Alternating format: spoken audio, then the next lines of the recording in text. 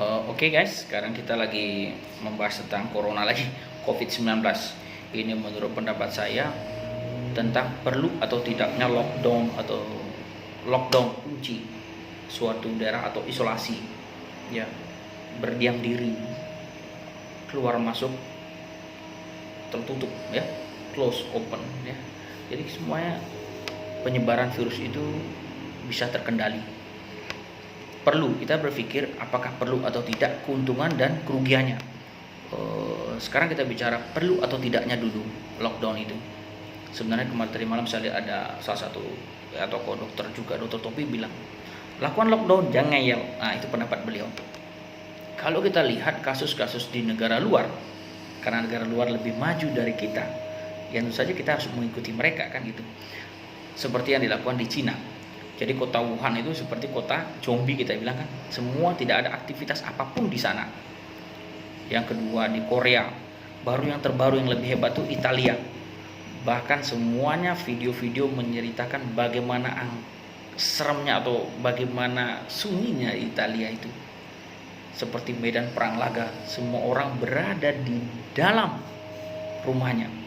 Bahkan untuk keluar masuk antar daerah, antar kecamatan, keluar kota aja sudah pemeriksaan luar biasa, bisa didenda.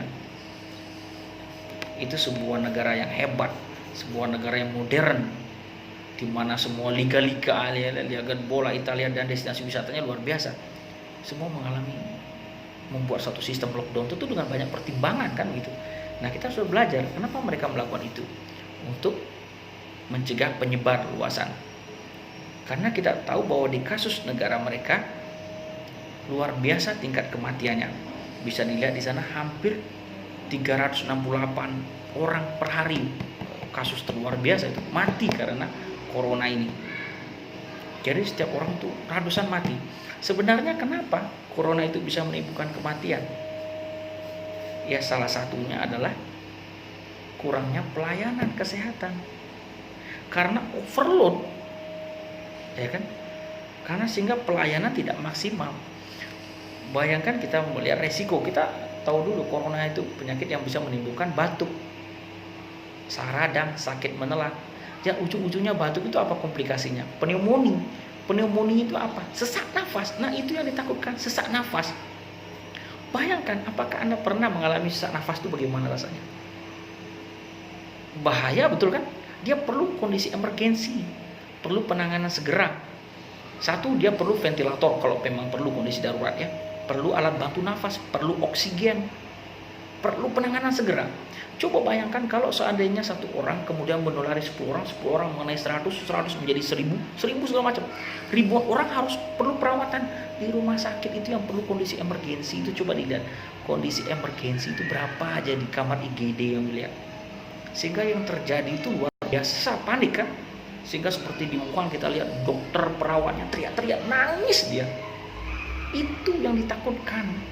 Jangankan ada wabah corona, yang kasus biasa saja kita sehari-hari kadang-kadang kamar full di rumah sakit, ya kan? IGD full sampai ngantri, apalagi kalau sampai kasus ini merebak luar biasa hebat, bisa kolaps jadinya semua orang penuh nggak bisa. Sehingga katanya kasus-kasus di luar negeri kita dengar bahwa dokter tuh udah menyilang nih, mati, udah nggak bisa tertolong, sulit.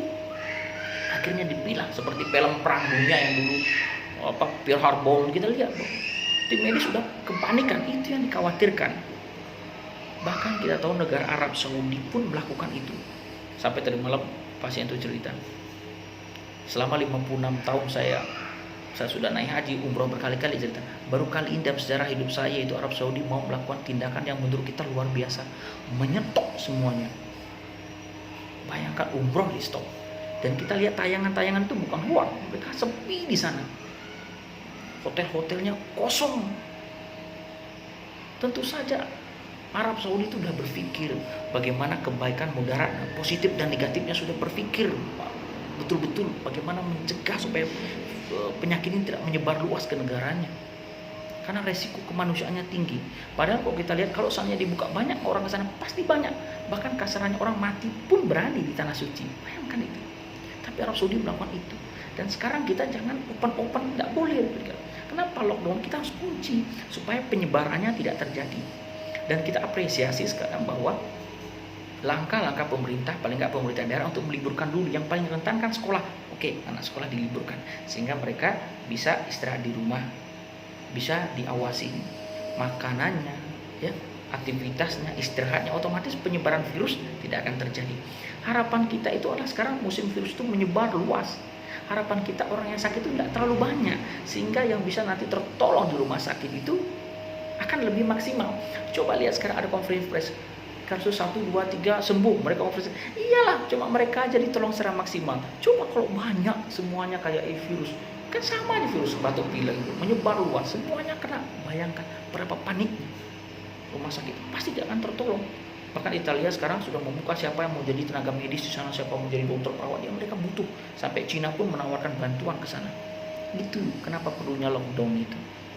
Jadi mengunci, ya, prinsipnya jaga jarak, jauhi keramaian, di rumah saja supaya kita tidak terpapar.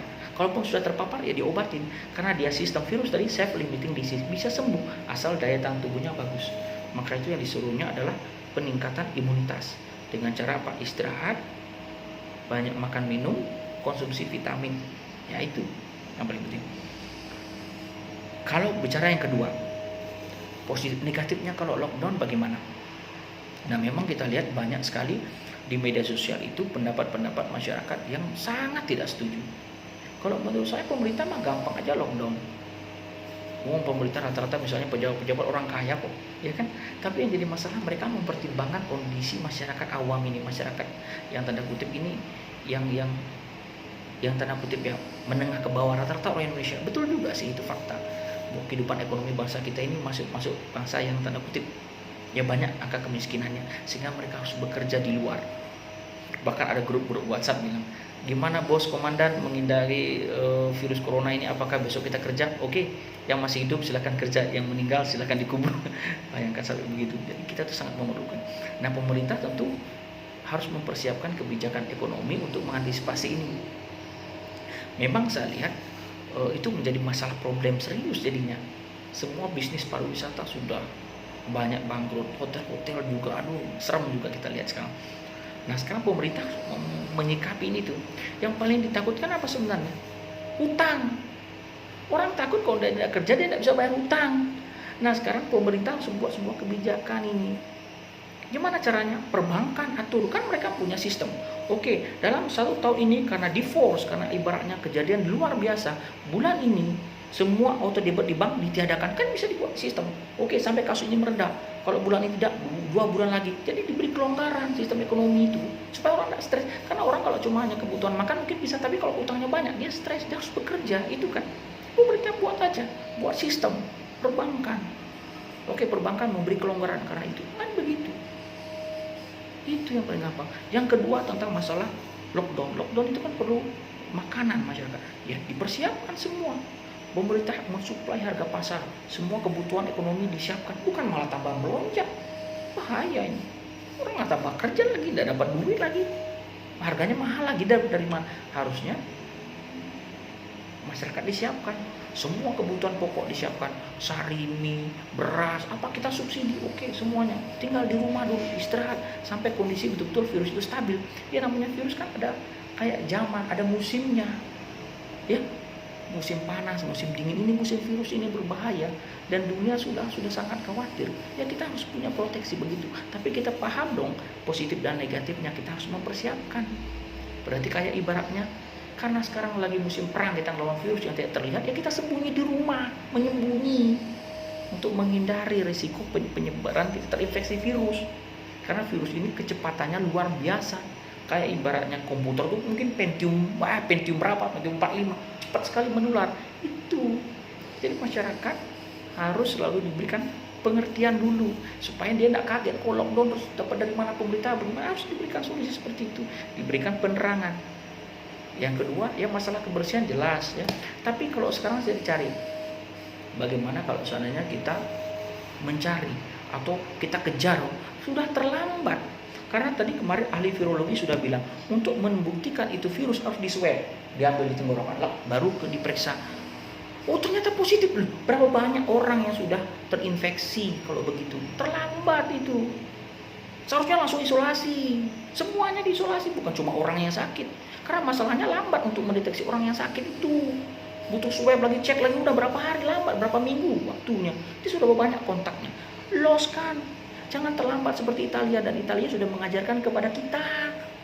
Tutup. Masyarakat bagaimana makannya? Hutangnya bagaimana? Ringankan hutang, tidak perlu di otodebat perbankan. Buat sistem cepat. Ini hitungan menit, hitungan nyawa ya, ibarat dalam sebuah medis. Tidak boleh main-main karena sesak nafas. Di mana dikasih bed sana penuh, bed sana penuh, bed 2 penuh, bed penuh, semua sesak. Sedangkan pasien ratusan di luar, udah ini orang tidak terselamatkan, mati-mati. Ya, kolaps. Jangan nunggu begitu. Ya, oke. Mungkin demikian pandangan saya. Mudah-mudahan juga sih kita berharap ya, satu, betul daya tahan tubuh, imunitas, karena ini virus self limiting disease. Tingkatkan daya tahan tubuh. Maka semua pasien dari tadi malam, banyak sekali pasien yang datang berobat, saya pikir perlu daya tahan tubuhnya, makan cukup, jaga kebersihan, dan tentu saja istirahat di rumah. Jadi aktivitas-aktivitas berat bisa dihindarkan. Ya, oke, demikian. Semoga kita semua diberikan kesehatan dan keselamatan. Jika ada keluhan, segera memeriksakan. Ya, pengobatan maksimal harus diberikan. Ya, oke, demikian. Terima kasih.